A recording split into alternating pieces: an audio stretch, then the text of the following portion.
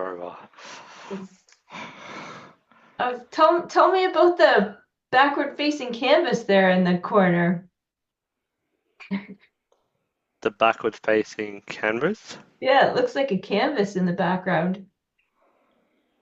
Are we talking about this one here? Yeah, yeah. Those are all my wife's certificates for a master's because I'm staying at her parents' house right Okay. now because yeah, so visiting family, and so they're very proud of all the degrees that she's gotten. Yeah, good. And is it a Yeah, canvas that's on the floor? Is it an art is that a art can? canvas? Oh, that one you're talking about. That one. I Yeah. actually have no idea what that is. Give me a second. Hi, Hannah. Hi,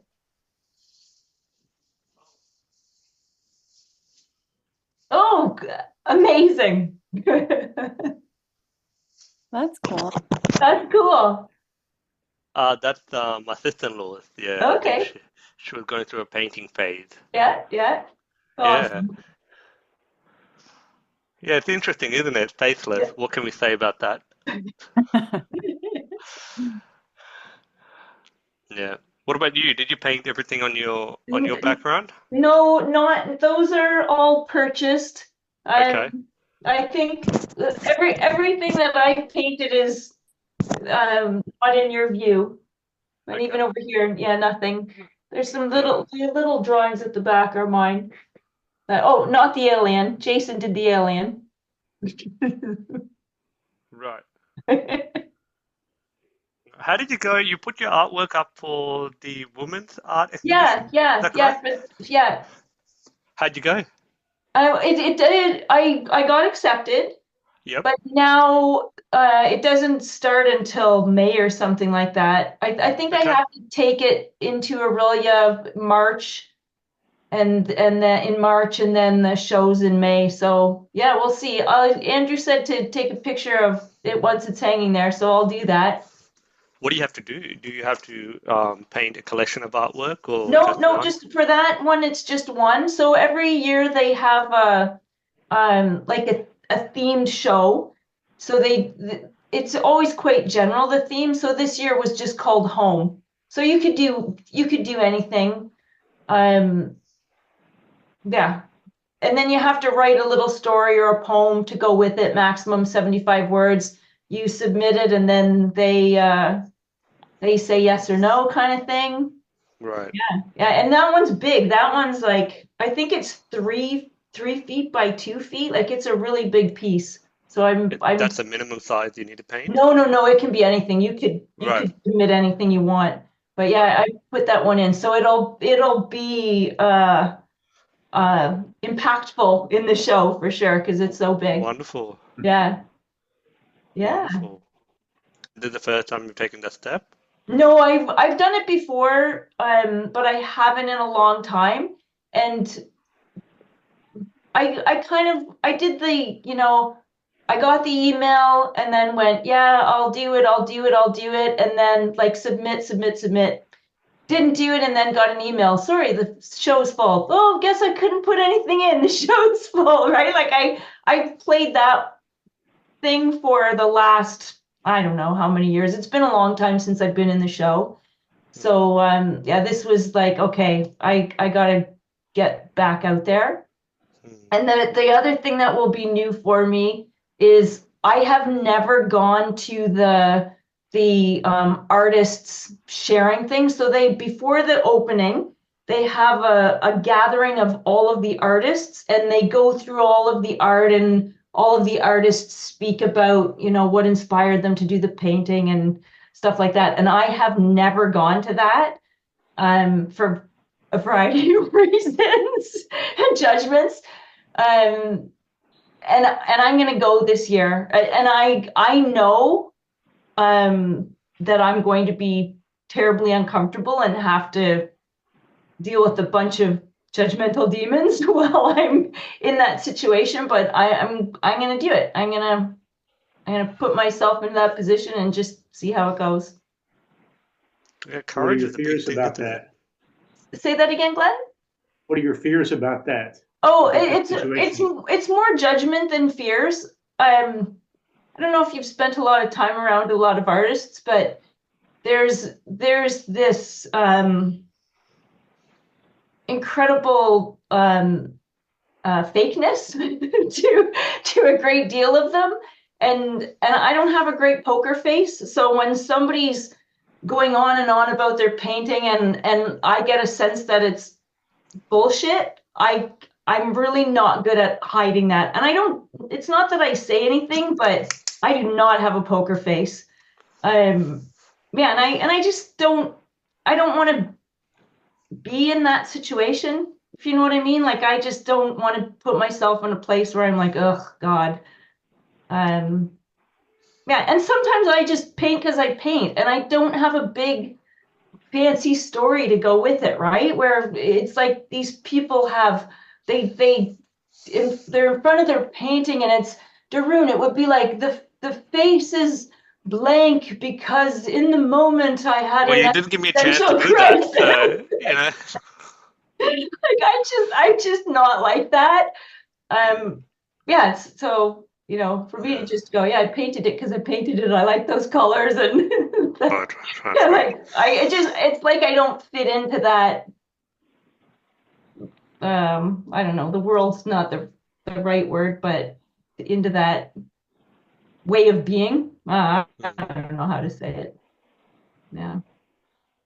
Yeah, so it'll be interesting. Hmm. Hannah, is that now Hannah is a musician, so is that something that you found as well, Hannah? Like the world, it can be a little bit Yeah. interesting. Yeah, the world is very interesting indeed. Um, yeah, there's a whole gamut of characters that I've run into. There's a lot of like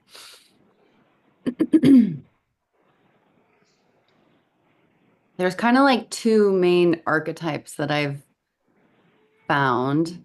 Um, and one is like the guy who's just kind of playing the like my life is a wreck. I drink too much, I smoke too much. Just like the forlorn 70s rocker vibe that's always breaking hearts and getting his heart broken and telling that story again and again. So that's kind of one archetype, but they're like milking it, you know. And and then there was a lot of like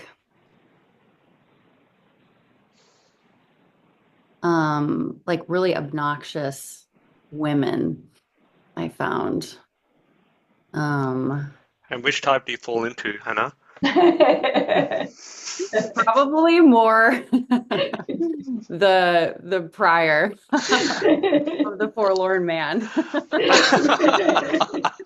to be honest. But yeah, there's lots of the same of like everybody's always putting on a show because it is always a show. And so it was a very interesting kind of dynamic to grow up in, and it's been very interesting unraveling all of that programming therapeutically and just kind of seeing the results of having grown up in those kind of environments. Um, yeah, lots of egos, lots of narcissism, um,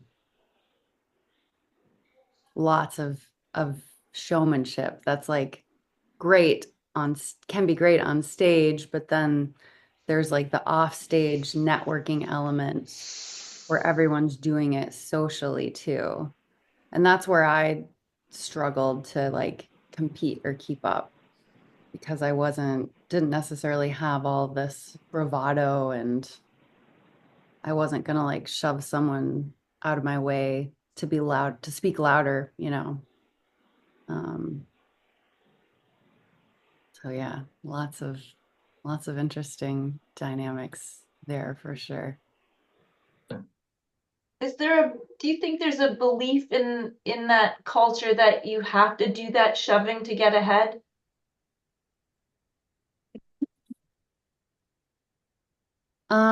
To some degree, probably. And I think that it's a lot like the higher up you get, the lot more subtle it becomes. Mm. Um, like more kind of entry level musicians and writers, it's a bit more blatant. But then as people ascend, um, it becomes more subtle and nuanced, and Okay. you maybe don't even realize it's happening. Just people, I think, and not everyone does it, but I see it a lot. So you still performing regularly, Hannah, or where are you at with that now? So I took this last year off for the first time ever in my life, um, which was very weird and very scary. And now I'm um, starting to feel ready to get back into it, but I just needed to kind of pull away from everything because I've been doing this since I was like 13, 14, and now I'm 35. And so it was just like a lifetime of identifying with the success or failure of this, um and just like very caught up in that ecosystem of the music industry. So I needed a hard stop, and um it was really hard. I wish I would have let myself do it more. I think that I wasn't really at peace with the decision that I made, and so I made it probably harder for myself. Um, What was the straw that broke the camel's back? hmm. Say that again, Drew, and I didn't catch that. What was the straw that broke the camel's back? Like, Oh, was there a okay. catalyst? Was there a final thing, or was it just a gradual realization you came to in your life?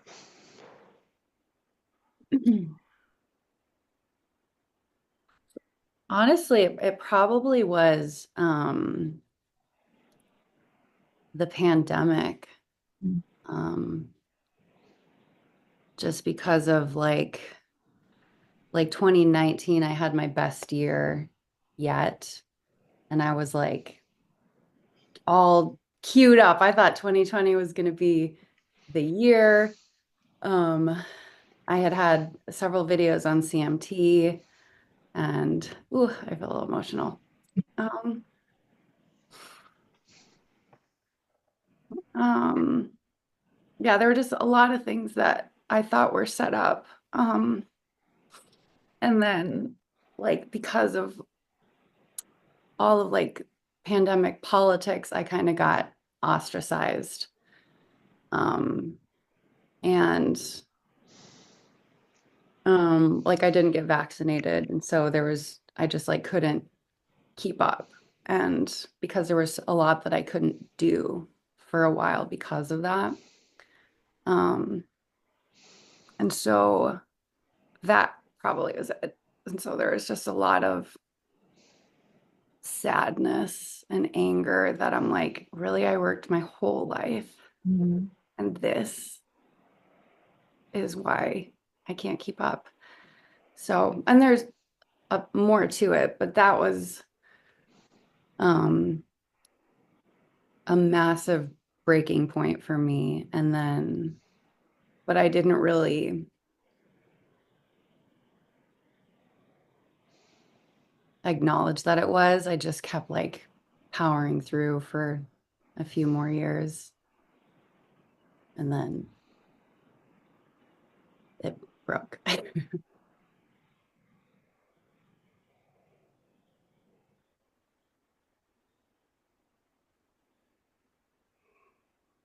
Thank you for sharing, Hannah. Thanks for asking. Thanks Yeah, for good question, Arun. Mhm. Like you're asking good questions lately. Oh, thank you. Uh, I actually don't really care. I'm just asking questions for. I kid you. I kid you. I kid you. Glenn, how's your back? You said you got injured. Was that I a pulled long-term like injury, acute? pulled it like a hamstring, like upper hamstring, Oh yeah. where it like connects, and I did it actually before the slack line, so I've been like dealing with this discomfort for a while, but Oh, slowly going away. But how'd you do on the slack line with the hammies out? well, I can do most things. It's just like Okay. sitting or stretching it out straight or something like that um, causes problems. But yeah, I can do a lot, with no problem. But yeah,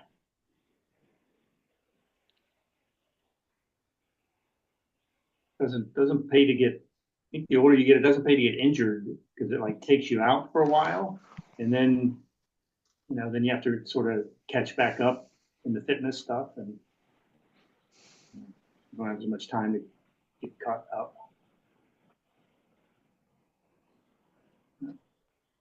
How did you get it injured?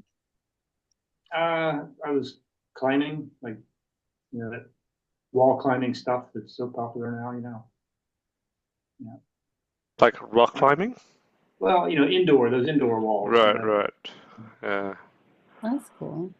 Yeah. That's a very interesting injury to have when rock climbing. Look, I don't do much. I've only done it twice in my life, and I assume you do a lot of upper body. Well, you should use your legs. Like women use their legs a lot more because they don't have the upper body strength. Or guys will Oh, like power through it with their arms. But right. yeah, I had my leg like out straight on a ledge, and then I was like reaching for another hold, and I fell, but my leg stayed up on that ledge, and it Oh, kind of stretched a little more than it's used to being stretched. Do you do like belaying or bouldering? No, just the free climbing, bouldering. Yeah, Impressive. I think all those years as a kid climbing trees, it's just like natural to me. no, it's interesting because I've got a 1-year-old, and there's this culture of bubble wrapping. Oh, be careful. Like the parents, like, oh, she's climbing the stairs. Be careful. And I'm trying to do the balance between how much freedom do I give her and how much do I listen to that, and then what are the consequences if she does fall, and I have to own that decision. And because as kids, like, you just do everything, right? You climb trees, you do everything, and like I don't want to constrain that freedom.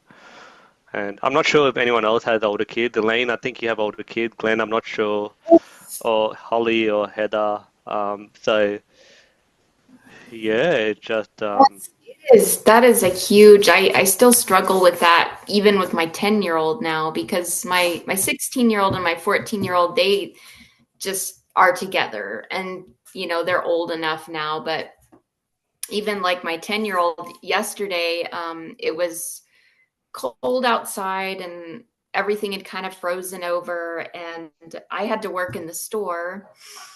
And so I just told Katie, yes, you can walk around everywhere, but I don't know, there's 35 acres in here, but we have rent houses, there's people living there, we have Airbnbs. So I never really know exactly who is, in the area, but I don't want to just be Katie. Really, she's like, Mom, stop. She wants to have that freedom and I want to give it to her, but in this day and age when there's child what do they call it, trafficking, and it's just really scary as a parent because and then the other side is you don't want to be that bubble wrap parent and then they come out and they're terrified of the world, and so it is such a fine line to walk. And I was concerned yesterday, like, oh my gosh, I'm working. Katie hasn't been in for 45 minutes. What if she fell in a pond and she's frozen?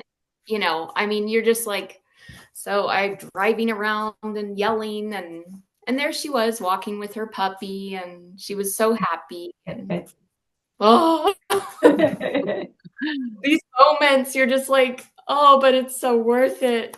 that moment of what if, to see her so happy in the freedom, it's so hard to find that in this world for kids. So Yeah, I and I know think, what you mean. It's yeah, hard. and so if I do give her a little bit of freedom, and then I've got to be okay with that judgment, like, oh, how dare you let your kid, like, you know, what happened to her? Like, you're such a bad parent. And I was like, Yeah. I feel like just getting, I don't know. It's so difficult to be a parent. It's hard. I was thinking it sounded like you live in a small town-like area. Well, Andrew explained it. Oh, in me? Yes. Yeah, I'm in it's like 6,500 people. It's a college, oh, so there's like a 2,000 college body. I don't think that's in the 6,500.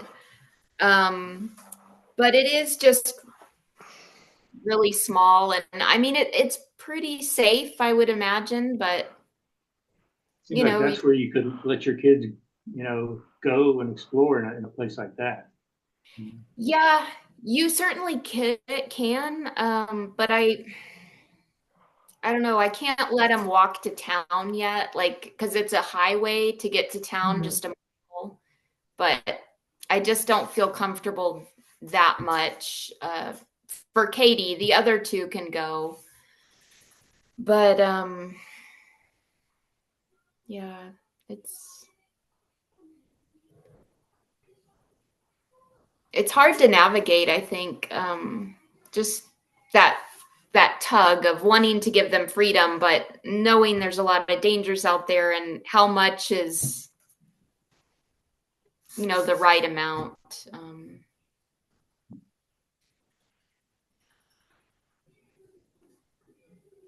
So I Heather, am grateful to be in a small town. I mean, a lot of people don't even lock their doors here, don't lock their cars, so it is, relatively safe.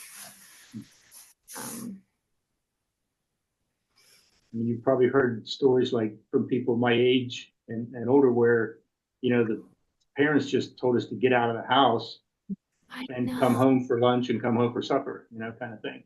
Yeah. And I think it's pretty fortunate to grow up that way. I don't know. Oh, yes. Mm-hmm. I know for my daughter, she is so headstrong, and she despises being kind of caged. Like, you can just tell, but I think it's just beautiful to have grown up in a time when you did have more freedom as a child, because it probably forms your brain so much differently, I think. Yeah, I think independence, and I don't know, Yes. you're free to explore and without fears. And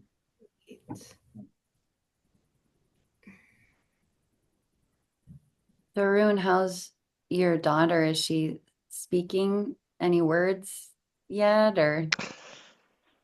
and she speaks a lot. I just can't understand her.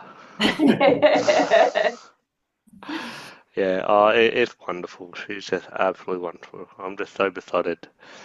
So it's really interesting. Like before, when Nicole was pregnant, and I kind of had in my mind it was going to be a boy, and I kind of didn't really consider the alternative was going to be a girl, and so we're just playing for a boy. I'm like, oh, the father, what type of man do I want to be, and how do I step up and show my son, and all the things that I learned, and it's just all that's how I could really relate to, like as a kid. I couldn't relate to a girl in a fatherly way. And then we got the news, and we were at the airport. I had to head back home. Nicole had to head back to work into another city, and we got the news that she was a daughter, and I'm like, oh, this is even more perfect. It's like I could not believe it. Just felt so perfect. I'm like, this is even better than it just felt great. And I remember just being on the airplane. I had my hoodie on, and I was just bawling my eyes out. I was just so happy. But my wife, she wanted a boy, and I think all the stories about how, you know, boys love their mamas more, and girls love their daughters, or it's like greater connection, and she can get along with boys more, and so on and so forth. And it was just like diametric opposites. Our journeys back into a different city, and she was just like so upset that we got a girl, um, and I was just so overjoyed. I'm like, I can't believe it. Like I didn't even know that I wanted a girl, and I can't Oh, believe it. And then yeah, she came out, and it's just been absolutely wonderful. Not easy, but wonderful. Yeah, it's just transformative, I suppose. Like kind of cliched, like you turn into a father, transformative. But I'm like, holy crap! I couldn't conceptualize that. I couldn't conceptualize that being a father would change you in that way, or your value structure would change. Or yeah, it's just how you can be a bit more.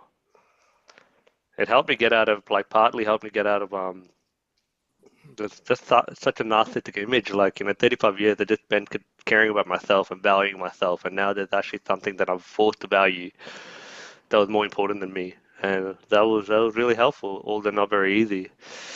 Yeah, the narcissistic image doesn't like to prioritize anything else but itself, right? But yeah, and the level of joy and love and I got to experience has been gorgeous. It's been beautiful. So, that's so short answer. beautiful. Hey, what'd you say, That's Elaine? that's so beautiful that you were that was able to pull you out of that.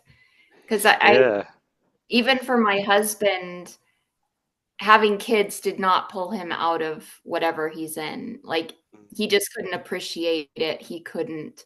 And it's so sad to me, like how what a gift kids are and to not be able to appreciate them.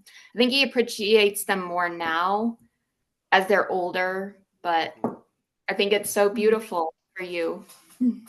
well, look, I was very fortunate that while my wife was pregnant, I'm like, shit's got to change, and I had to make some drastic changes. And I reached out to Andrew, like 6 months before she gave birth. So I was very, very fortunate to also get the assistance to change the type of person I was, and to, You're you know, choosing that, and that's really yeah, beautiful. Like, yeah, yeah. yeah. I remember the first 4 months, I couldn't even connect to her. Like, it was really struggling. I was just struggling. I'm like, there's an obligation, and there's a thing I have to look after. Like, oh, my sleep, and oh, my time, and oh, my resources, and oh, my like, but just an obligation. Now it feels like a responsibility. It's just rather than an obligation, and I feel like I have a daughter, and I was like, oh my goodness. Yeah. Mhm. Uh, it was a wonderful shift. The short answer, Hannah, she's sweet. She's great. Yeah, yeah. Is there, did you, if you were thinking about kids, boy, girl, like, is there a preference? For me, Yes, you, Hannah. Yeah. I Did you have an well, all-girl household? Is it, I did, you have a yeah. couple? We Yeah, three daughters, three daughters. yeah. I'm the Oh, oldest. yeah. Um, and yeah, and my dad um loves us all. I think that and I've talked to him about it before. He said that He what? Sorry. he loves us so much. He's such a good girl dad. Um, but I have talked to him about it before. I asked him if he had wanted sons, and he was like, I mean, of course I thought that I wanted sons, but with each daughter was born, everyone was so perfect, and it just as it was supposed to be. And there, maybe part of him that wishes he had a son, but um, yeah, some of that's come up in my work of me like trying to be the son, and because my dad's super outdoorsy, he's loves hunting and fishing, and I'm really the only one of my sisters that kind of does that kind of stuff, more like camping and fishing. So I think I ended up doing a little bit of trying to be the son, but yeah. But I would want both, a boy and a girl.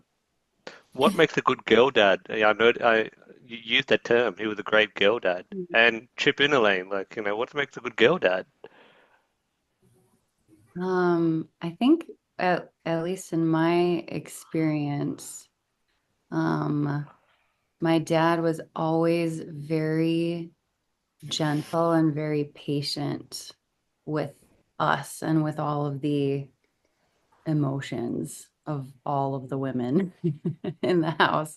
Or if he wasn't, he didn't show it to us. Like, I never felt like we were like too much, although I felt like probably a lot of times we were, when, especially when we were younger, if all three of us were having our moment all at the same time. Um, but yeah, just super, super gentle and wanted to know how we felt. And um, I remember one time when I was probably, seven, 6 or 7 or something, I was outside with my dad and I got something in my eye. Um, and I like kind of started crying because it was hurting my eye. And my dad was just like kind of coaching me through, and he's like, it's okay. Sometimes it's okay. It's better to cry. If you cry, it's gonna help it get out of your eye. And him just like helping me to like actually cry. Yeah, I'm gonna cry right now talking about it. But it's very, very gentle. Um, yeah. That's wonderful. Was he affectionate? Is he affectionate? Well, yeah, was he? Is he?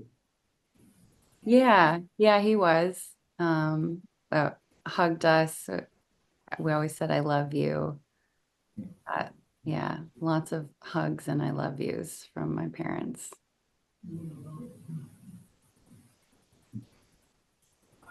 Very blessed. What about you, Holly? What do you reckon makes a good girl dad? Any advice? I Anything? have no experience with this whatsoever. My dad You don't was need not to. there, so. Yeah. But as far as What like would you what I envision? think, what I would have liked is, showing us how to do things that we had interest in, um, you know, caring about our opinions, asking us, how our day was, things like that, like caring about our internal experience. That would have been really cool to have. And I feel like supporting your wife through it is so important. Yeah. That's so wonderful because then she can support the baby, and that's Yeah, showing us what a good partner looks like is also huge. Like, it's one thing if like I don't know, just being involved. I think that's important.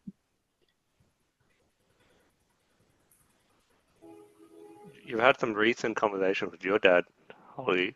Yeah, you said that was really good. Yeah, he apologized for prioritizing literally everything except us. And you have a And sibling, is that correct? Or so I have 3 sisters and a brother. My mom okay. remarried after she and my dad divorced. I was 2 at that time. And I have a sister that's 26 years younger than me. Oh, Yeah. So she talk was about an more age like my gap. child than my sister. And sometimes I slip up and call her my niece. But she's wonderful. She's like the kid I never got to have. Um, so yeah, my sister and I were biological sisters, and then my other siblings are half brother and sisters. Um, so my other sister came to lunch with my dad and I that day, and we both just asked questions and kind of talked about how things went. And he he fessed up to some things that he had never actually acknowledged, like some of the substance use and, things that he prioritized instead of us. And, he didn't complain about his parents not being not being there for him, but they really weren't. They were just really hands off. Like they got in trouble all the time, got hurt all the time. They were just severely neglected. And their parents were not involved with them at all. They just like had children and were like free range children, I guess. And it didn't go so well. Like my dad started drinking when he was like 13 years old, because everybody else was. And so yeah, he thought that taking us to the park like once or twice a year or picking us up for like Christmas was being a good dad. And that was better And than what he had, so that's yeah, probably his reference point. Yeah. yeah, it's like just being in someone's presence is not necessarily like parenting per se, like being in the same room.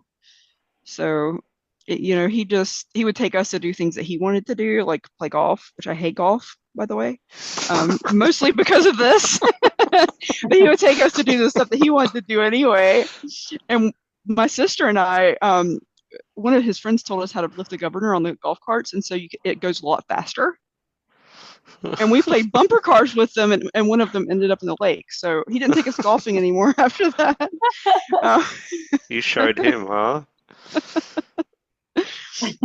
Yeah. So he was like, putt putt, okay. So he got his fix, but then it was like kid related too. So yeah.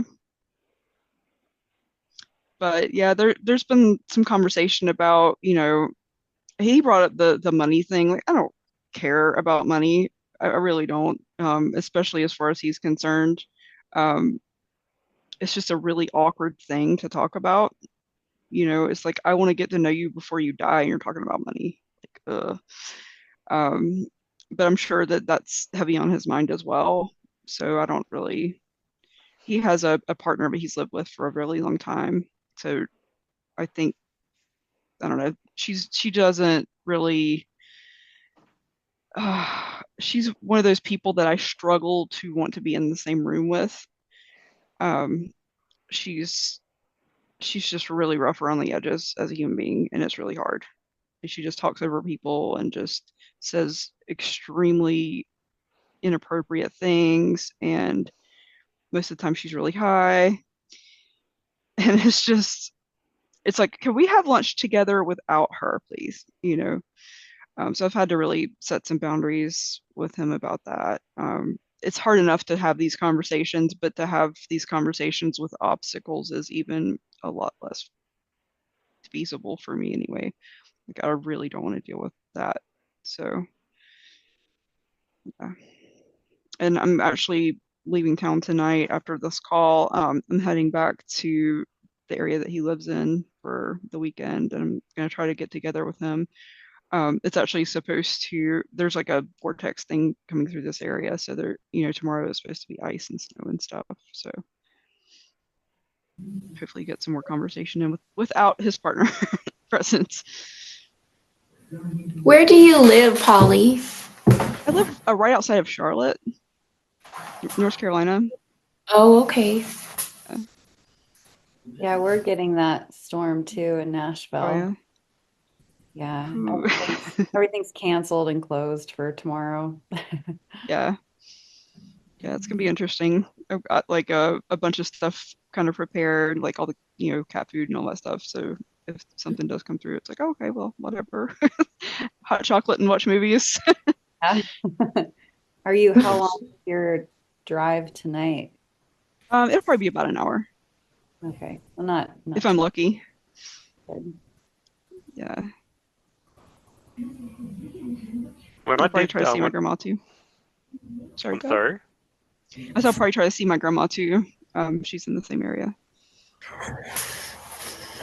Nice. You Sounds like like You like your grandma? My grandma is the rock in my life. And she is 94 years old, and she is fierce. And she's just she's my favorite person. She showed me how to sew. Like, she was there for me in ways that my mom just couldn't be with, having, at the time she had 4 kids, including me. And she had her hands full. And my grandma got to actually spend one-on-one time with me and really engage me in that way. And she was fiercely protective when I was going through a bunch of stuff with my stepdad. He was extremely abusive. She went toe to toe with him and attacked him. All 411 of her. Like, she does not have limits. You said 4'11"? Wow. She's tiny and she's just like a firecracker. So, and then I actually lived with her from the time I was 14 until I moved out. And my mom and I just butted heads. We were both really stubborn, and my grandma was, I think she just kind of saw that. And then my mom kicked me out, and I was like, well, this is an opportunity, So then I lived with her for, it was almost 6 years. But she's kind of had a lot of health issues. I think she had a stroke. They never confirmed anything. But she's had a lot of issues the last 3 years since then. And it's like every day that I get to see her, it's like, I want to see her as much as possible because I don't know when the next time is going to be the last. Is she still at home, Holly? Living Yeah. living on her own? Wow, good for her. Yeah, my uncle stays with her, and he has Parkinson's, so that's becoming increasingly more awkward as the days go by. So we kind of try to step in and like cook food and bring it over there so she doesn't have to eat just whatever. We don't want her going into a home. It's just with as many family members as we have in this area, it's like we all try to chip in and do what we can because that's just, it's not right for her to have that experience when she was there for us for so much of our lives, in my opinion. Yeah, but she still goes to church, and she doesn't drive, but she cooks sometimes. She had a little hair, she did like perms and haircuts and stuff like that. And it was like a little shop built under her house. So she still has like a couple of clients.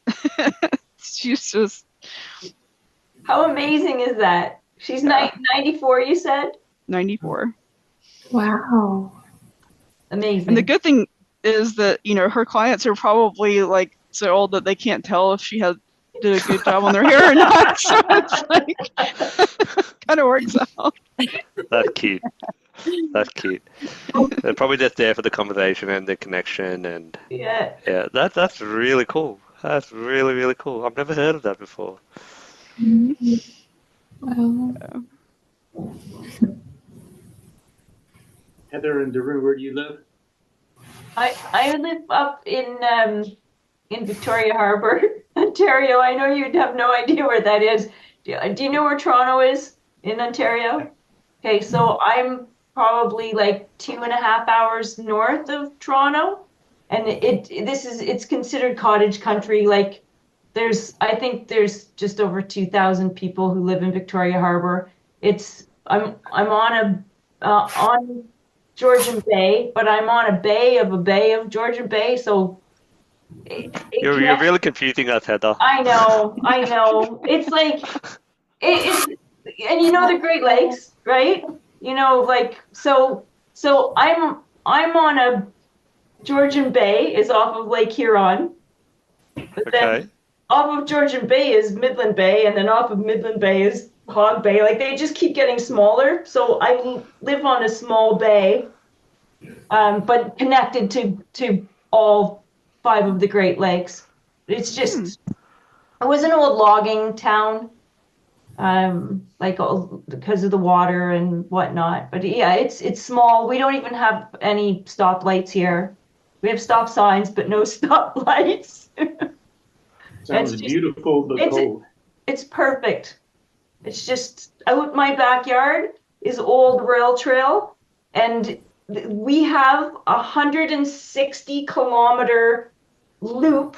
Like I come from my backyard and go 160 kilometers on pretty much all on old rail bed trail and come right back to my house. So nice flat stuff. If I go out the front of my house, I head towards the ski hills that are here. They're not mountains, but the ski hills. So if I want that kind of terrain, I go forward. If I want flat, I go out the back door. And just it's called Simcoe County Forest, and they're actually like logging forests. They're active logging forests, but they're open to the whole county can use them. You can go in and walk, hike, ride your bike, whatever, and it's just like they're everywhere. It's amazing. I love living here. I also like traveling and going to the States a lot. but this is a wonderful place to come home to. Sounds like it. Mm-hmm. How'd you end up there? Oh, A bay within a bay within a bay. oh yeah. Men, Darun, if you want to know. A series of men brought me up here. Really? Yeah. So Oh. the person that I was dating in university, Yep. he was a year ahead of me in university. We're talking like we're in 1990 here. So he got a job up in Orillia, which is 30 minutes from where I live. Also a small town, but you know, they have 3 high schools there. Like it's bigger than this. So he came up here up north for work. So I was a year later, so I followed him up. And then we broke up, which is the story of we got engaged, and that was exciting. I said yes because I was young and stupid. And then he took me to a Shakespeare play as part of the engagement thing, and we were sitting on a park bench, and he goes, "Now we can talk about having children." And then I was like, "Oh, I gotta get out of this." So we broke up. He introduced me to the next person I dated, who After you broke up? yes, He yeah, introduced you.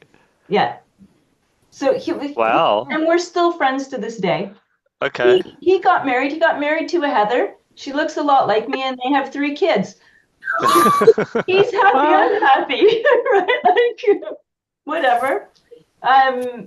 Yeah, so he introduced me to the next person who had a cottage up this way. So I was living and working in Toronto, but kept coming up here and loving it. Like it's just so beautiful. And yeah, so then I was here. But now Orillia, where I was, has grown a lot. Like now it has a bunch of the poltergeist looking subdivisions and right, like it's really changed. And so Jason and I were living there, and it's I don't know, it's kind of turning a bit toxic in my opinion. Toronto? No, Orillia, which is the small Oh, right. town Right, just right, 30 right. minutes from us. So we Right. decided we were going to move, and I just said I didn't want Orillia to be my go-to place. Like I really wanted to not have to even go there for groceries or anything.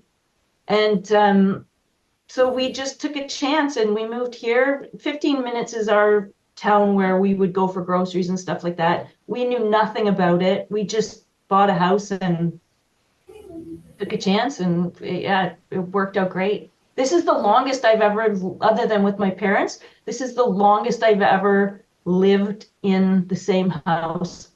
From university, because I was in co-op, I moved every 4 months, and I got into a real habit of getting bored with where I lived and wanting to move because of that, 4 or 5 year pattern.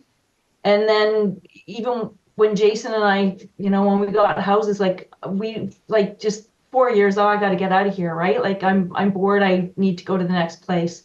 And we always lived around Orillia, like around this area.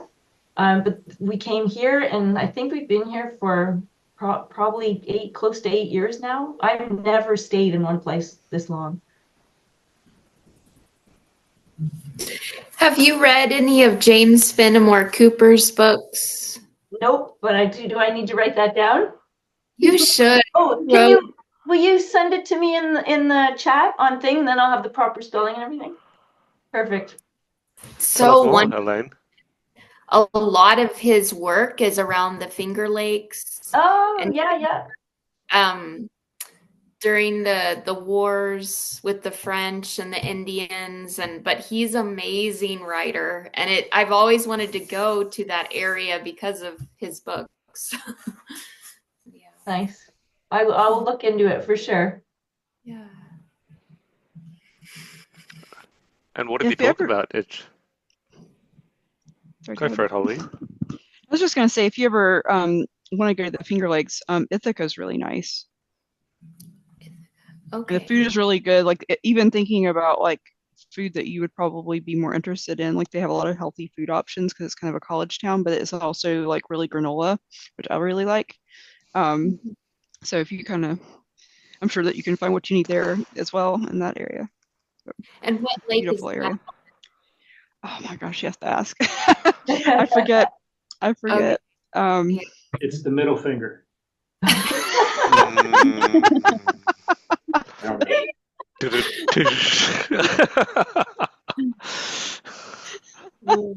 a good. I'm going to say that for my dad jokes, Glenn.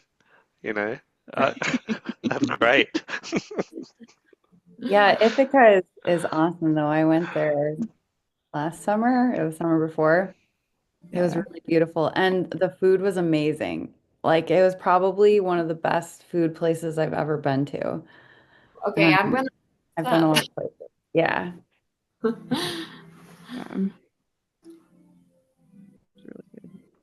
That's New York, Holly. Is that right? Yeah. Okay. Now, Rune, where do you live? I live in Australia, Oh, Glenn. okay. Yeah, up north.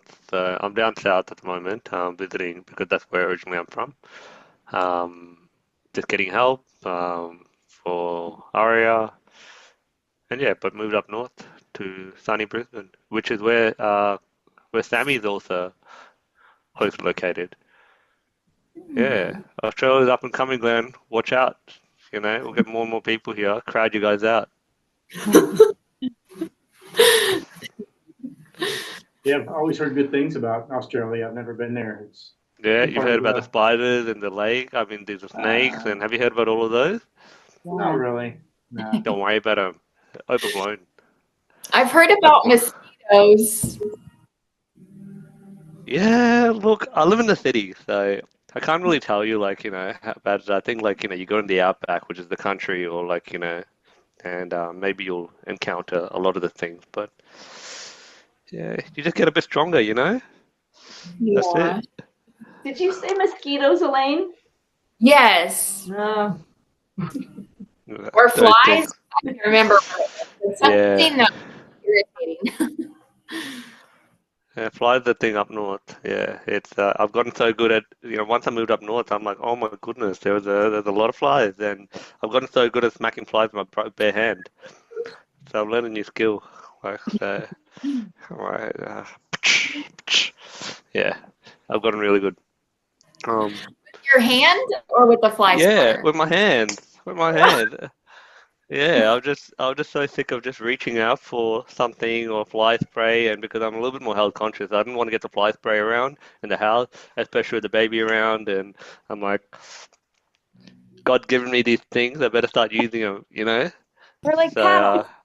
yeah, they are absolutely like paddles. It's just I've just discovered new movement types, like yeah, that's absolutely right. Oh, that's So funny. yeah, yeah. I visited the States a few months ago to do an intensive with Andrew. Yeah, and I was down to Nashville, Atlanta, Georgia. Yeah, it was good fun. It's really good fun. And you guys were having the hurricanes, and so I remember driving down from Nashville to Atlanta, and people were just warning me, you know, there's all this hurricane, people are getting flooded. So, holy, I don't know, North Carolina, you had like a million homes completely It was a wiped out? lot. Western North Yeah, Carolina was decimated. right, So right, yeah, it was, and that's kind of my alma mater too. So it's like, they had to rebuild a lot of the campus up there. It was just a mess. And then there's like, I don't know if you had a chance to look at the Blue Ridge Parkway. It's like a huge road that was made specifically for scenic driving. right, And it's over 400 miles long, and it right, goes, through like 3 states, I think. But a lot of that was wiped out, and that's one of the places I used to ride my bike a lot. So this whole year has been kind of like, like people doing rebuild efforts and things like that. So it was really intense. Nothing like that's happened, as far as I know, for a really long time. right. And now you guys are going to be experiencing a vortex. I don't even know what that is. It's a winter storm, so they're Okay, expecting a lot of precipitation, which, in this area, it's hit or miss. We usually get more ice than we get snow, um, but the mountains get a lot of snow. So it depends on which side of the mountain that you're on. But here we'll probably get sleet, which means falling limbs and really awkward driving conditions. So, and if it snows, it usually gets warm enough the next day where it melts and then it freezes. So winter in the South is very awkward. Yeah. Yeah, that's like Nashville too. And then the roads are just like thick with ice. and do you guys have to fit your cars with like, there's ice wheels and something like that, or I just don't you just leave. don't drive? Yeah, No, okay, right. people are nuts. It doesn't Yeah. matter if you've got 4-wheel drive or, like I actually took driver's ed in the ice, which I can't even believe that was a thing that they allowed. But What did I, they do, I sorry? I took driver's ed when there was ice on Okay. the ground. Yep, There yep, was yep. actually black Yeah, ice in places. right. So they taught me how to do it, but again, it doesn't matter, certain circumstances, like if other people don't, then it's just like playing bumper cars. Mm. So Yeah, it's like a whole new world for me. I don't experience any of that, so I'm just like, oh wow, vortex. What is that? Sleet. Oh my goodness. You Yeah, know, I guess is there anywhere in Australia that gets snow? not really. You just go in the mountains and yeah, maybe. wow. Yeah, Is New Zealand different then? Like, do they would get snow there? Oh yeah. Yeah. probably. Okay. Yeah, Yeah. probably. Yeah. Yeah, they have glaciers, and there was this mountain And that I hobbits. yeah, I got to see like Mordor. There's like a Yeah. 16 something mile hike that you can go past the place where they filmed it. But on the top of the mountains there was still snow. I went during shoulder season, so the tickets were a lot cheaper, and I like cold weather, so it kind of worked out pretty well. They have a I just lot of altitude. They have a Very lot of? altitude, Okay. really high mountains. Yeah. Nice.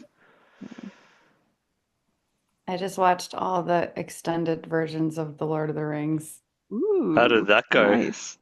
Awesome. So good. Really? It's so surprising you're a Lord of the Rings fan. I don't know, I would never picked you out to be one. Really? Yeah. The But the star in that movie came into our store a few years ago, Who? and Legolas? No, I don't know. Who is it? the guy, which one's the star? Frodo? Air Oh, right, okay. Um, yeah, Frodo, right? I guess so. I don't really know, but Yep. I didn't even know. I was just talking to him. I didn't even know he was anyone, but I had this he was a black guy. This black guy looked like Kevin Hart. He was just taller. He was my employee. And he was like, I knew him. I knew. I was looking at him. I knew him. I mean, his big white eyes, he was just so. And then he found out because he had to sign his name. And he's like, see that? I checked him out. He was so, so excited. So funny. Nice. That's really cool. Yeah, it was neat to see What were they that. doing all the way down there? I have no idea. I don't Yeah. know. Come to visit your store. What are you selling? Needed some health food.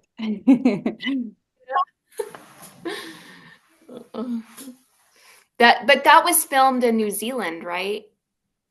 The Lord of the Rings. I think it was in several places, but some of it definitely was. Yeah. Okay. So cool. I'm gonna head off, guys. Been lovely to chat. Nice Yeah, chatting. You guys take care of yourself. yeah, See good you on chatting. Wednesday. Yeah. Yes. Yeah. Yes. Enjoy. Bye. Bye. Yeah. This was a good idea of Danielle. Yeah. I know, too bad she's not here. Oh, This is really lovely, though. It's nice. It feels so different. Mhm. Yeah. Yeah, you can sort of talk normally instead of, I don't know. I haven't figured out how to talk the other way yet. So. Not having Andy here, I'm kind of like, this is weird.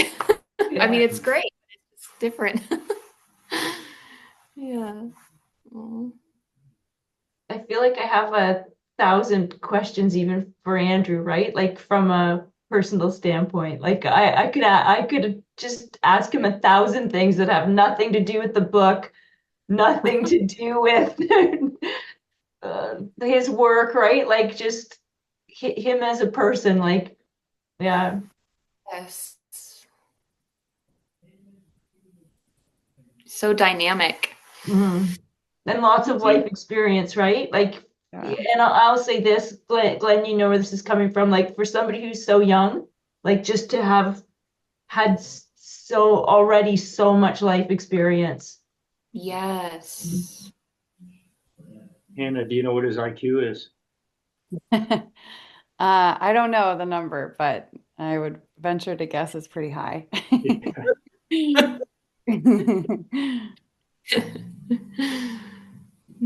And we know the EQ is high. The emotional, yeah. Yeah, yeah. Okay, Holly, I need to know about your cat. Which one? Oh, and then I need to know about your cats. So the picture that I have as my default picture is the kitty that I said goodbye to in 2023. Okay. And I'm not gonna cry. Yeah. She was like the closest thing to like unconditional love that I've ever experienced. So it was just gutted me. Her name was Pandora. Nice. I have a cat named Nim who my mom found when she was 3 weeks old. I actually put her in a sock because she was so tiny and I couldn't keep her warm. So I had to heat up little bottles and keep her warm. But she's a little terror now. She's adorable though, so I can kind of forgive it a little. You've probably seen her climbing all over my chair. She's a little gray kitty. And then I have a really big, fluffy black cat. Her name's Lania Kea. I named her after the supercluster. And then I have Soleil, who is the combination of probably a golden retriever, a cat, and a monkey. So she's a little, yeah, she is all over the place. She is always looking to get into something, so she keeps me on my toes. How old is she, Holly? The latter two, I adopted them together. Okay. They're both a little over a year and a half. Okay, And then, so a young crew then. yeah, and then Nim's 6 now. Okay. So I've had her for a minute. Okay. How about your kitties? I've seen at least Yeah, one, I think. Rogue, she's my monster. She's my monkey. She's always sitting on the heat vent, hogging the furnace heat. Smart kitty. Yeah, I'm trying to think how old she is. 20? When would we got, I think we got, no, not 20. 2020 is what I meant. Oh, I was like, wow, she's that's not great. 20. Yeah, she's, I think we got her in 2020. and she's from the SPCA. And then the black one, I don't know if she's walked across the floor for sure, but you might not have seen her because she's so dark in the dark. And she was born in my friend's barn, and then the mom left, and so the mom had 6 kittens. 2 of them were black, and nobody would take the 2 black cats. So Lindsay, my friend, knows that I have a weakness for animals, except mosquitoes, Elaine.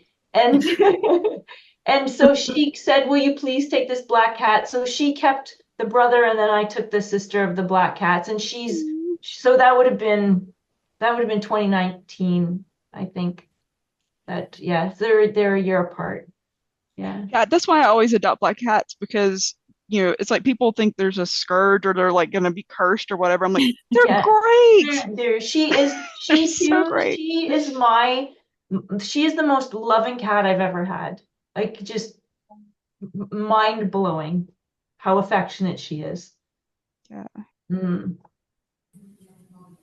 Yeah, I've got Lonnie is kind of my little cuddle monkey. She literally will follow me around and like plop on my lap, and I'm like, guess I'm not doing anything for a while.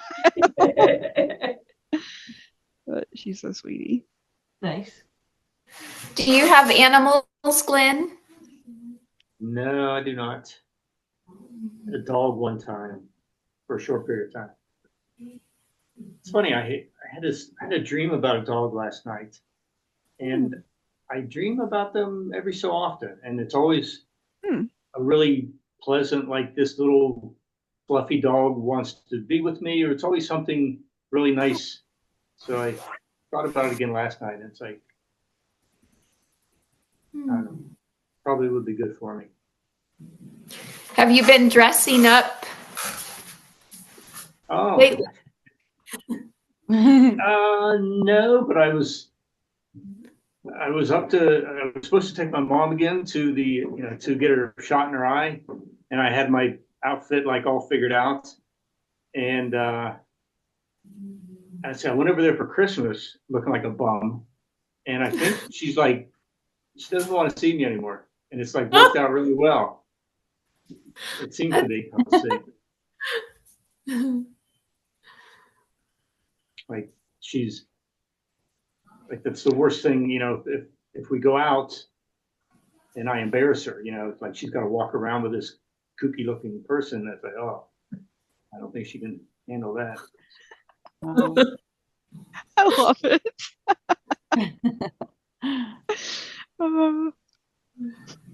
Yeah, for Christmas, she orders stuff out of the catalogs. That's her thing. And she gave me these pair of socks that are like knee socks, but they're like made by the Indians, and they're all these bright colors.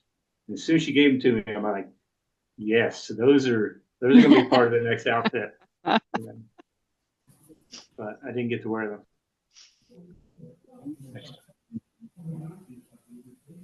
But I do think I had another idea the other day, like my next experiment. And that was to, like, one of the most difficult things for me, I'm aware of, Andrew's pointing out other things, but the thing I'm aware of, the way it manifests, is like, it's difficult for me to talk to people. I mean, not like a friend or something so much, but so I was going to go out and purposely like speak as slowly, as ridiculously possible, to some clerk I feel sorry for, but I'm going to go out like to a store.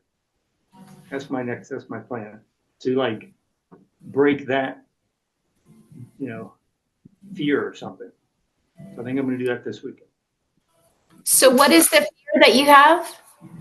I just get nervous when I speak, and I just feel like I need to say as little as possible and turn it back over to the other person and, defer to them, that kind of mindset.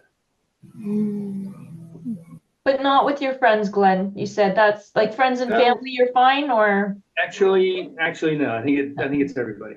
Okay. Only my sister. I can talk at length to my sister. She's the only person that. Yeah. Well, that's cool. You have a reference point, though.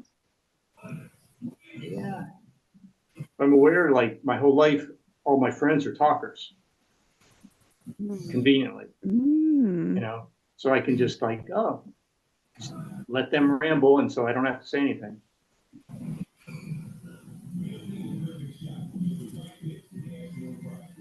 I mean, I'll have phone calls for like an hour, and they'll talk for 55 minutes, that something like that.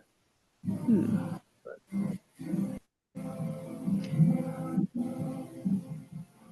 Sounds like a fun experiment. Yeah. I'll be curious to see how Have it. you ever worked? Well, Elaine, like you have to deal with the public. Like weird people come in and Yes. I had a funny guy the other day. We have a we have a rewards card that we give people that live within, I guess, 100 miles of Alpine. So if they have their driver's license says they live anywhere around, we give 20% off on supplements, and that's because we're trying to compete with Amazon. It gets closer to Amazon prices, and that allows people to buy from us. And you get 8% off on a lot of the food items, and it's free. It's free to sign up. But for people that don't have it, we charge regular SRP. We also do have a lot of everyday low prices on like milk and vegetables and meats. They're all going to be the same price. But anyway, there was a man, he came in and he said, well, I live in Alpine. And I said, well, if you have your driver's license, I can get you a card. And he said, well, I don't have my driver's license because I get 3,000 a month from Alaska. And so I don't want to give that up. And I said, well, we offer it $90 a year. You can buy a membership and you'll make it up really quickly if you want to shop here. But he was just so mad. But it was like, you want your cake and eat it too. Like you're making 36,000 a year off of, you don't even live there. It just was like, the public. So he walked off. I guess he's not going to be a customer, but I just don't care. I mean, it's just everybody has, and a lot of the people, they're like, well, I have 2 Airbnbs here and I live, like, well, you don't live here. You're not going to be, because grocery is so fickle. Like you need that volume and you need the people coming in every week. And those are the people that we're going to discount to because they're making our turns. But people want to just say they come here every 6 months but I mean, it's funny, the public. Did you ever work in retail or anything like that? no, I always kind of wondered what that's like. That would be an excellent exercise. Yeah. Actually, Just don't start during the holidays. Yeah. The other thing I just heard on the radio, they mentioned they need people to teach English for second language people, whatever you say that in Pittsburgh, and that would probably be a good thing. So it would be teaching people how to speak, and what you teach, you learn. So that might be something for me, Oh, yeah. and gives me some little more meaning, something meaningful to do. That's I interesting. don't have any pets to take care of or anything. Yeah. Not yet.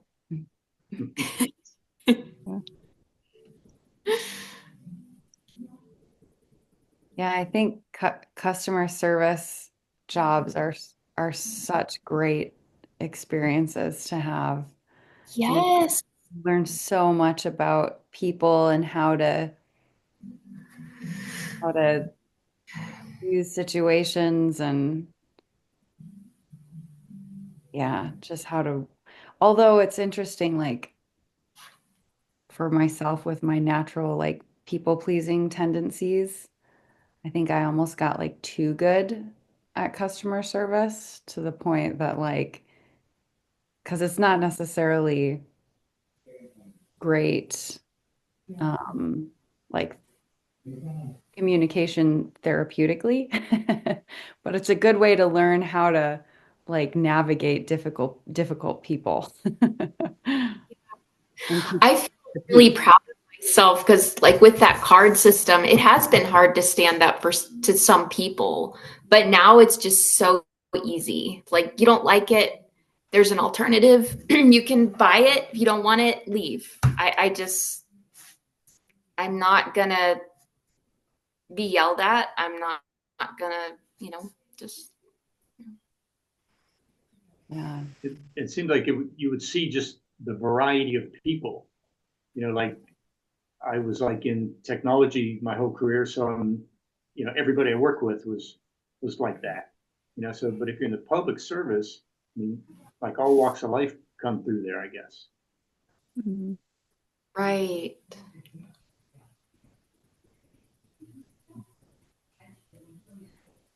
Have y'all all worked in retail? Have you, Holly? Or I worked at Best Buy during the holidays one time. Yeah. Your preferred hours are a suggestion and you're not going to eat. And you will get yelled at. Not fun. Oh my gosh. Wow. And I was like maybe 20. So I had no like people skills whatsoever. I was just like, oh my God, this is a great way to become afraid of people. But now I think I could handle it pretty well. But at the time, Black Friday was like, I think I had a 12 and a half hour shift. Dang.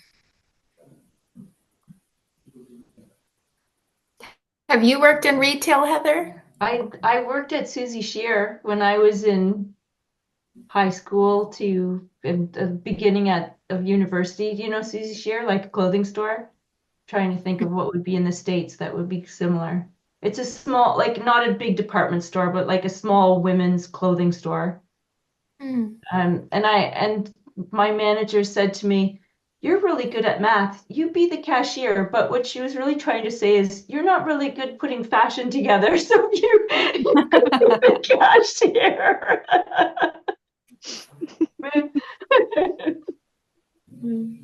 We could have Glenn dress the mannequins and put the funny socks on them. Yeah, it'd be perfect.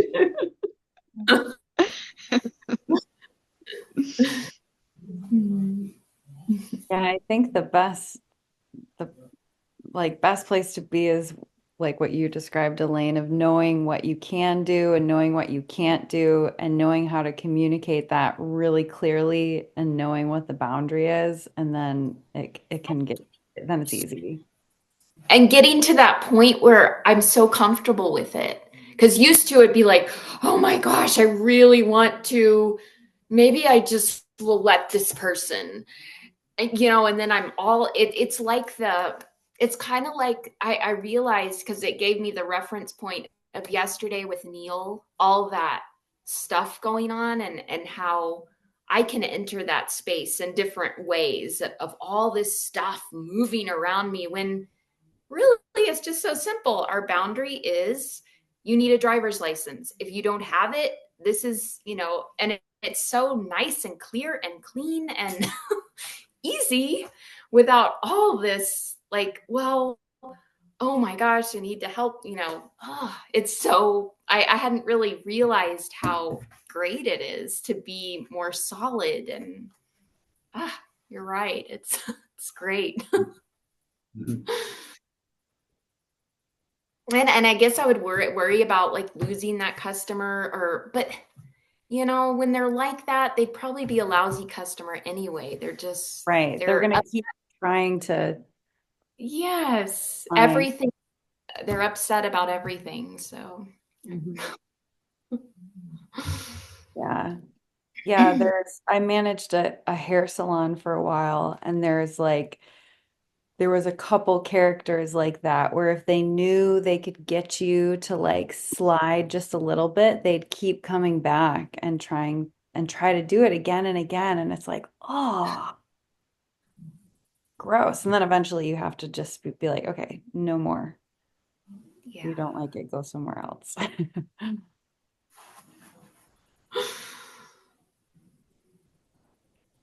So I was going to ask Elaine, Holly, Heather, like, so how long have you been doing this work? What's your, I mean, have you seen Andrew? You know, how long have you been doing this? Let's see. I guess I started a year ago, in January, of just doing weekly calls. And then I did one intensive, and then I did the Slack line with you. So, So the weekly calls, just the Awaken calls, the Zoom calls? well, those, and then just weekly private calls Okay. for a year now. Yeah. I was And wondering about Elaine, those. you did, like, I'm positive it was you on the somatic meditation things. So you did those live, right? And Holly, I think I heard your name as well. And Yeah. so you did those, like, you weren't listening to recordings, you were on those with Andrew. Mhm. Yes. Okay.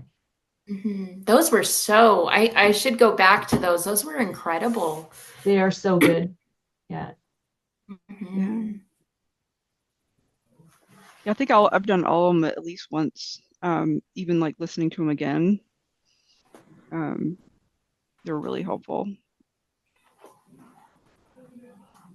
I just see how much you guys, I mean, I haven't been on, I haven't been on these very long at all, but Holly, seeing how much you've grown in this very short period of time. So I don't know, I'm looking for, okay, how long it's going to take for me to get up to your guys' speed. I already feel like you've changed a lot, Glenn. Just your whole energy there is just different. Mhm. Well, You don't seem as rigid or something. I like to say this is different. We can kind of talk conversationally. Not that that's so easy for me either, but yeah, like when I'm on these calls and I'm watching people, perceive all these things that I'm just like, I don't know how you're seeing those things. So I just don't try to contribute. It took me a long time. Like my first bits of feedback from Andrew, I was like, what the fuck are you even talking about? That is not happening. I could like almost see it, but I struggled for a long time and then to be able to see it in other people too. But then eventually I sunk into it a bit more and it gets easier. And then now it's like now it's hard to not see it because it's kind of like you're starting to look at the world symbolically. And once you can start to go into that language, it's like you can translate it out of anything. You can see that language of symbolism in movement and speech, in the tarot, and your dreams, and all kinds of stuff. Wow.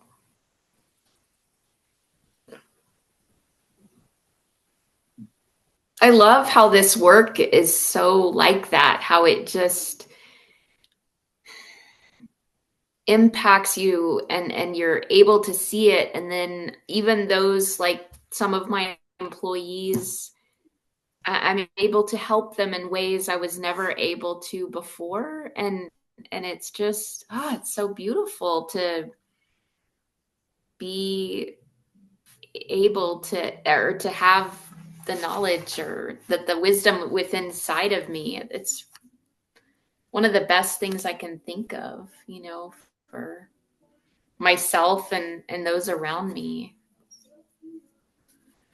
You had a post kind of recently about, I think it was like 3 posts before the Christmas thing or something, where it was a very short post, but you were just like, you'd like the veil had been lifted and you just were seeing the world so differently. That was really cool. That was. Yes, that was. It was kind of like I got a glimpse into it. It Right. was, yes. They're usually Yeah. short-lived, but they're awesome, huh? Yes. I didn't think about that being the veil. That's cool.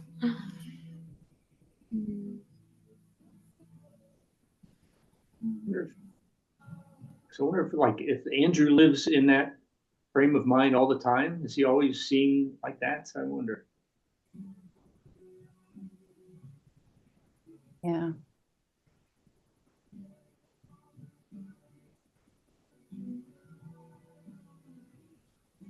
I wonder what that would be like. We'll know one day, Holly. One day. I hope so.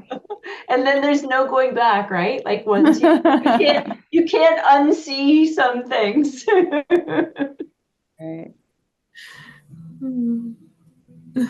Yeah, I've done an assessment and then the first archetype assessment. So the archetype thing's two-part. So that's the only official work that I've done other than like the somatic meditations and the weekly calls and then now the fellowship. Okay, and you've made good progress, I think. Yeah. Because I had the one assessment and then the one archetype, and then the slackline, and then next week I have my second archetype, and then end of January I'm doing the weekend thing, which Nice. Elaine, you were on that last one, and you guys raved about it so much. I was like, I'm hoping. Oh, yes. Oh, you'll love it. You doing it again, Elaine? I'm doing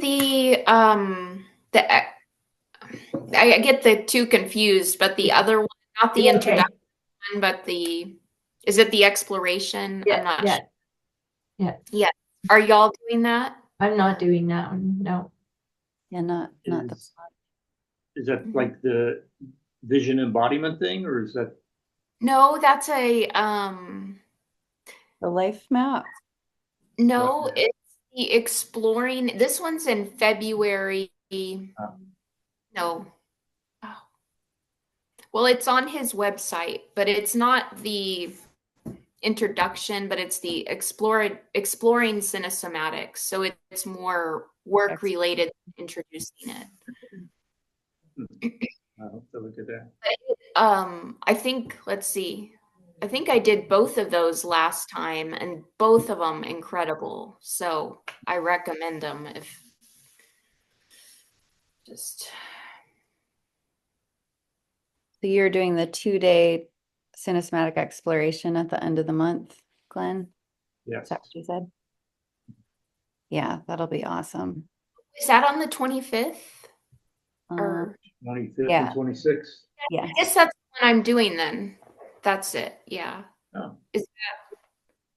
Is that the introduction one? No, that one, the introduction one, I think is Saturday. Okay. Yeah, that's Saturday. So I'll see you there, Glenn. Good. It'd be nice to have an experienced person, to help lead us. I'm glad you think I'm experienced. That's Yeah. that feels good. You are, Elaine, you're killing it. Good. I guess I don't really feel experienced in one way. I mean, they're like, Andrew and I feel like it's so beautiful what everybody else, how each person contributes their perspective but I do feel like I have moved forward a lot and I'm grateful for that.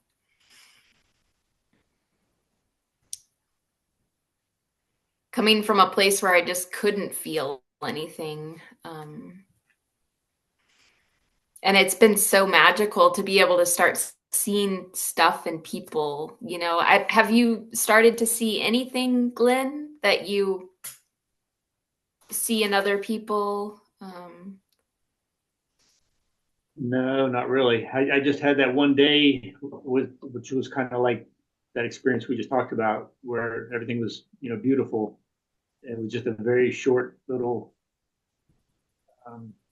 just, I don't know, it was a nice morning, and then there was just this highlight period of a few minutes. But I haven't really, like the feeling thing, I'm still working on that. Well, just stay with it. You'll get there. It's so amazing how it just starts creeping in. Just start feeling.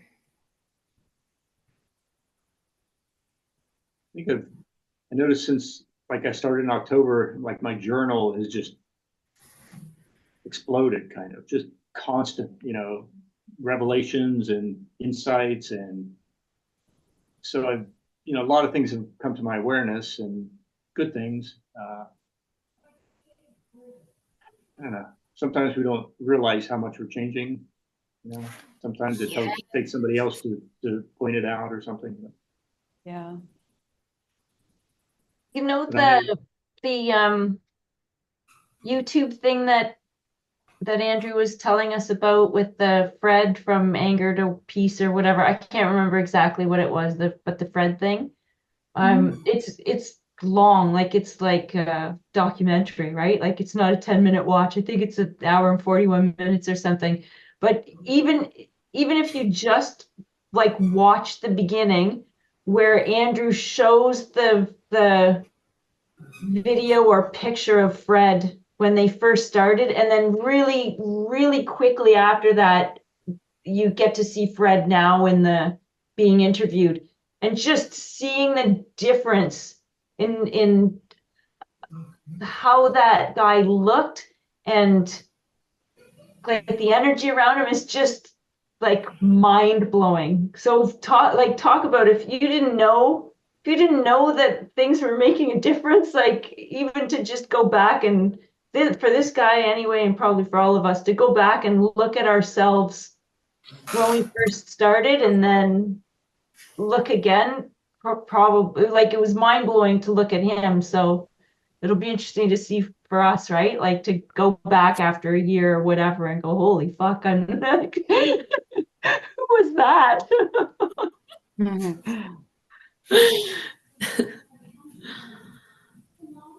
Yeah.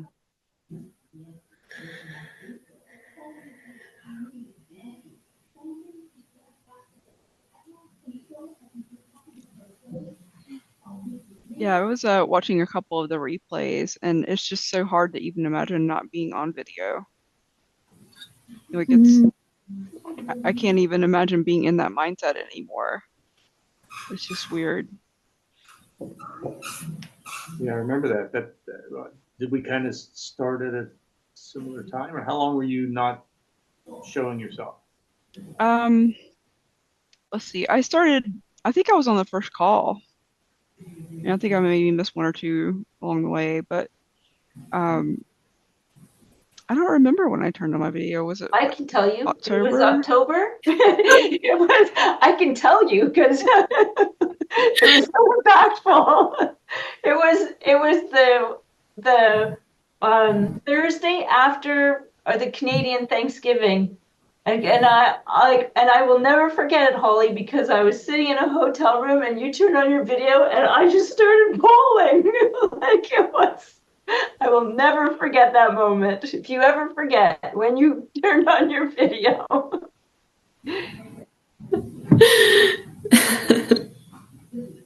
That sounds right. That's so interesting to hear, because it's like I guess I didn't realize the impact that that could have, So you had been hiding for quite some time before that? Yeah. Oh, wow. Since like May, then if you started, it was around May. Yeah. Wow. Oh. Huh. Yeah. What broke you into being on video? Well, Something she said something. I think it was maybe one or two groups before that about, maybe you haven't hit rock bottom yet or something like that. And I remember thinking, why should I wait to hit rock bottom? Like, Oh, wow. Why, that doesn't seem like a good idea. Like I can not fuck up that hard and still do the thing, like.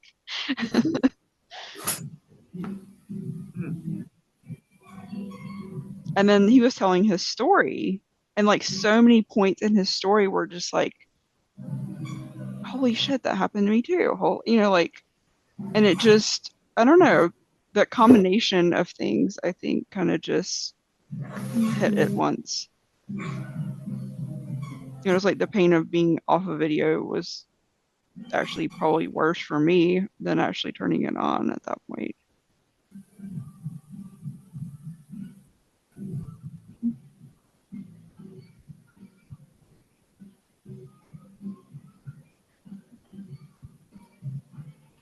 And now, do you have any anxiety getting on video, or is that just not even an issue?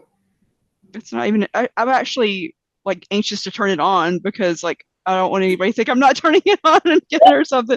But like it's also, sometimes I'm like rushing to get to the group or whatever, and I'm like, trying to brush my teeth or something, and I'm like, trying to do that real quick before everything starts. It's like, oh god, I gotta hurry up.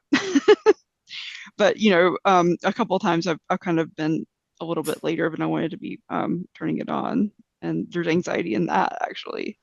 Yeah.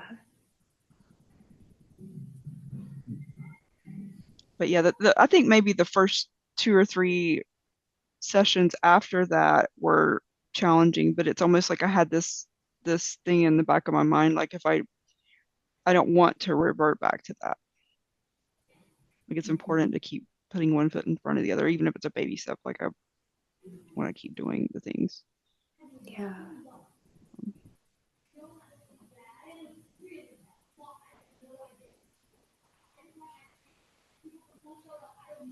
It's so cool that it's just like how much everyone's experience and stories and breakthroughs are just so powerful for everyone else. Yes. Really incredible.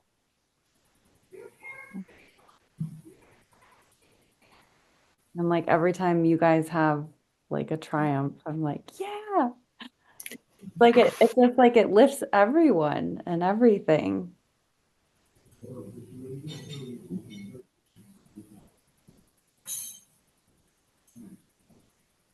Yeah.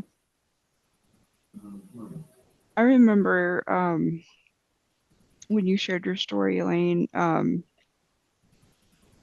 about your husband, you deciding to kind of split everything up. It was like I had a different perspective about that than, I don't know. Some people think, oh, the dissolution of a relationship, that's a bad thing. I saw it as like as you becoming and like shedding things that were no longer fitting you.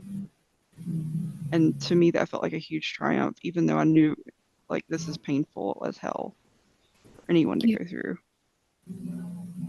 Yeah, it was really bizarre to feel that just intensity of bawling, and I think it was just that fantasy collapse, but it was interesting to feel that, go through that, 'cause like, wow, I cannot stop these tears, this. And so yeah, that was amazing. And then to be at a place now where I'm really glad. I'm like, oh my gosh. I go back to the reference point of Neil yesterday, and I just really realize how I fall into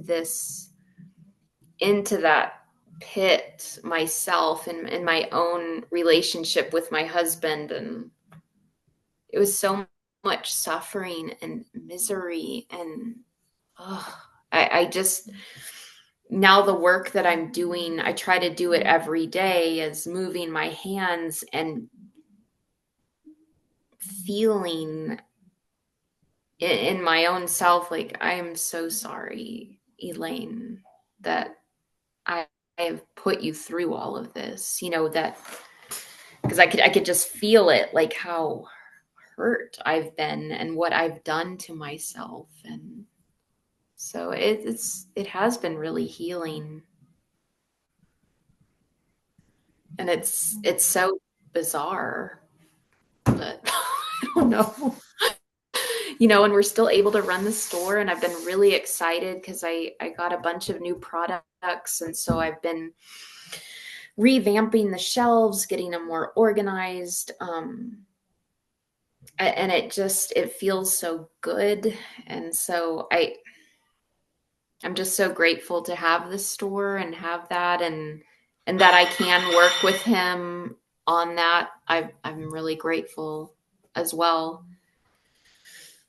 And then there's also the part of me that this store is so much work.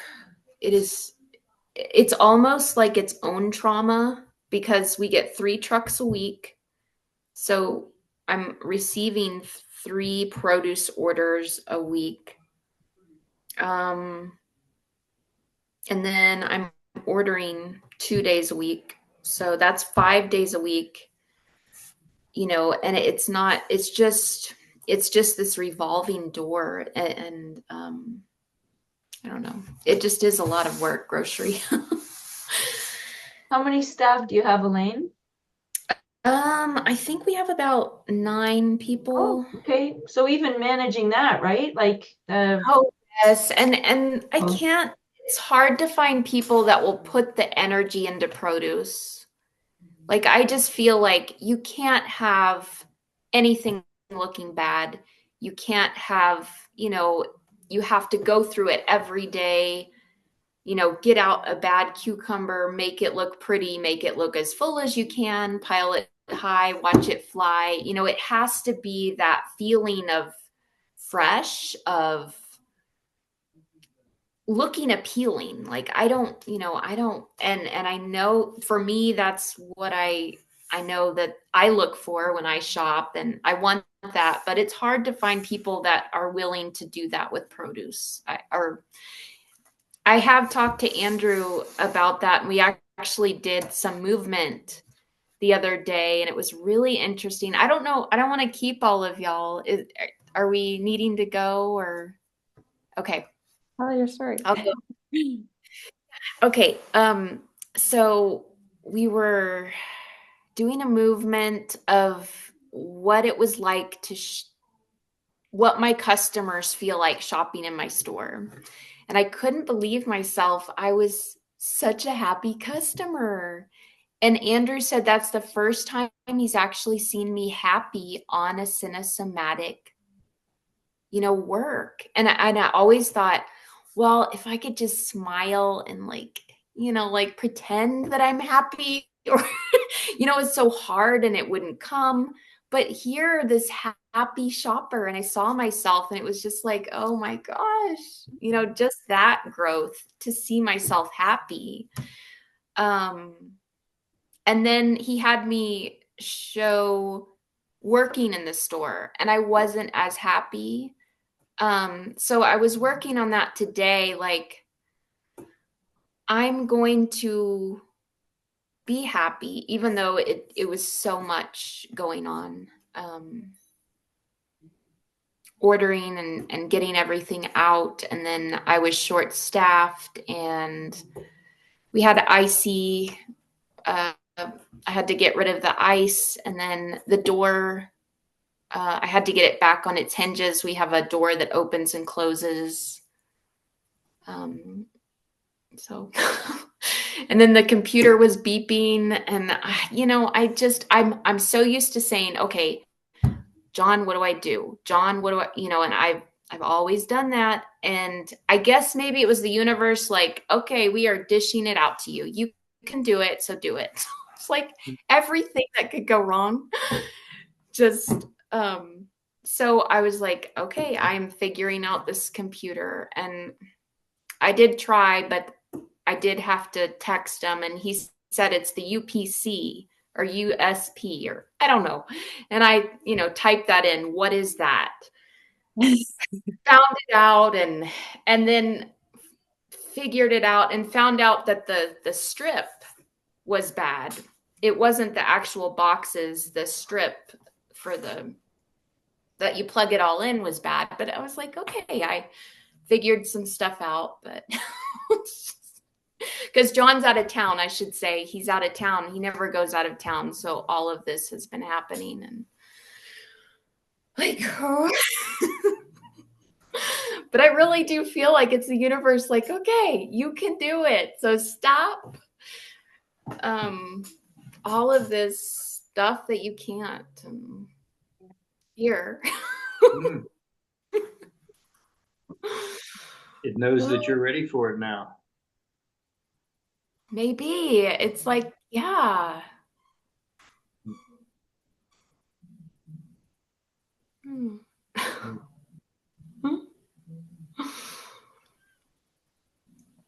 Another thing that I didn't want to post it on the group because I thought maybe this is too weird, but I love the number 81. And it's been in my life so much. My dad he played football. He was 81. Growing up, I lived at 81 Porter Road. And then we moved 400 miles away and our address was 481. And so lately, I've just been seeing 81. Like my first 2 sales today, the cents were 81. I rang out somebody and their total was something 81, and then they went to get something else. But it's like I keep seeing it and it feels like I'm on the right track. Like the universe is gonna say, here it is again, Elaine, you were on the right. I feel so grateful that, I don't know, it just feels like messages, or the Hansel and Gretel, the little dots of bread. Yeah. Yeah. I see 422 or 444. Those are my numbers that I see. When you're on the right track? I think so, yeah. Or like sometimes I'll see them if I'm like kind of talking to myself or asking myself questions of like, well, is it this or is it this? And then I might see it on a license plate and I'll kind of like track it with like whatever I was just thinking or speaking. And then kind of like use that as confirmation. Wow. Yeah. Mine is owls. Owl. And the funny thing is, once I moved into this place, I actually have a resident owl that lives on the property. Wow. So, that's cool. Do you hear them at night? Yeah, a lot of the time. I think I heard it mate one time, which was really awkward. I was sitting out by my fire pit and I started hearing some really weird noises, like 2 owls that were pretty far apart, and then they weren't far apart, and then some really weird noises. So I'm just thinking like there's gonna be more owls, I think, at some point. Was it that like like this? It's like, and then it's like done. I'm like, well, that was about right.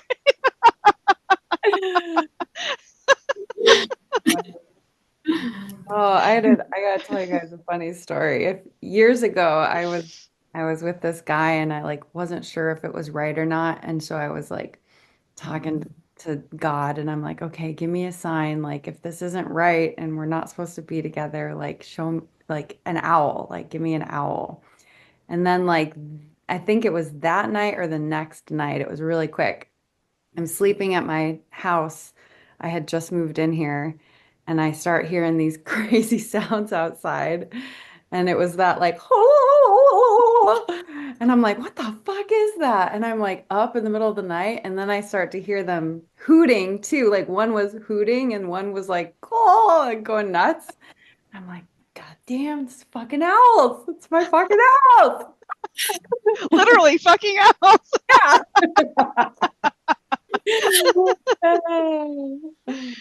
That's awesome. So I'm not the only person that's been traumatized by this. No, it's a really scary sound when the first time you hear it. I have an owl story. My daughter was, I think she was 11, and my husband goes on walks in the evening, and she had climbed this tree, and all of a sudden she felt this like knock on her head. And John's looking up, and it was an owl. And so she was, desperately trying to get down, and then it came again and like clawed her and had a hole in her head. And I had never heard of it, but owls do attack, I guess, if their trees are maybe they had babies or something. But I was just like, wow. I'd never heard of an owl attacking. But Wow. I'm just glad she fell out of the tree because she was trying to get down, but Or it she didn't hit couldn't her get. eyes or something. Yes, I know. Yeah, I had a blue jay attacked me. Same kind of thing. I guess I had a nest in a tree or something, and I was just out in the yard, and it came down like just hit me in the face or something. I didn't really notice. I mean, I didn't seem to hurt, and then I realized I had blood just running down my face. Their beaks are just, they know what they're doing. Wow. Blue jays are assholes, man. Yeah. I bombed stuff. Like I saw him like trying to attack the neighbor's cat. It was just like laying out in the middle of the road. So it was like a dead end road. It was just like laying out, like sunning itself. And these blue jays were like dive bombing it. It's like, what is this? Holly, they are my favorite bird. Beautiful, but they're assholes. They are. They're feisty. Oh. They go after other little birds in nests. They just are vicious. I heard they mock people. They're not people, but I hear they mock other birds too. Like they will make fun of other birds, like mimic their sounds and stuff like that. Like I love them. They're spicy.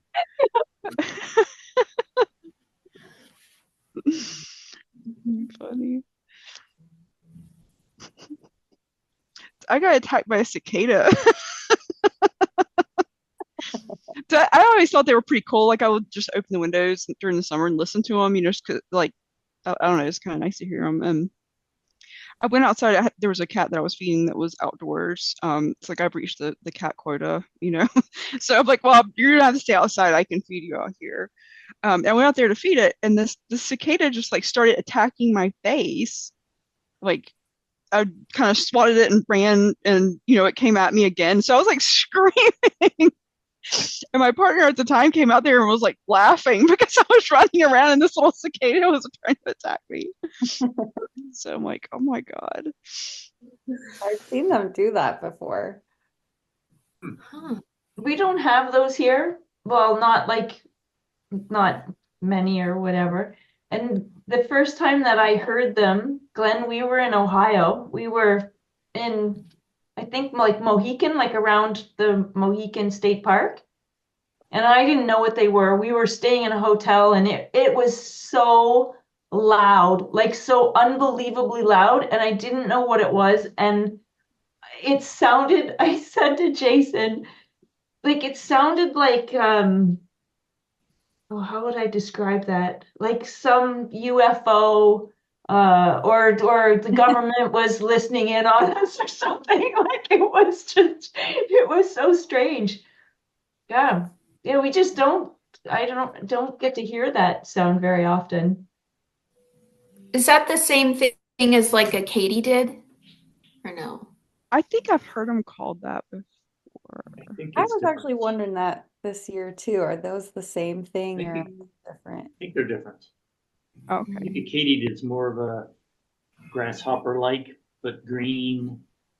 That's what's coming to my mind. Okay. Yeah, they're not those red-eyed, every 13-year thing. Satan's insects. But it is a summer sound. It's like a back to school sound. I've heard it described, like that August sound.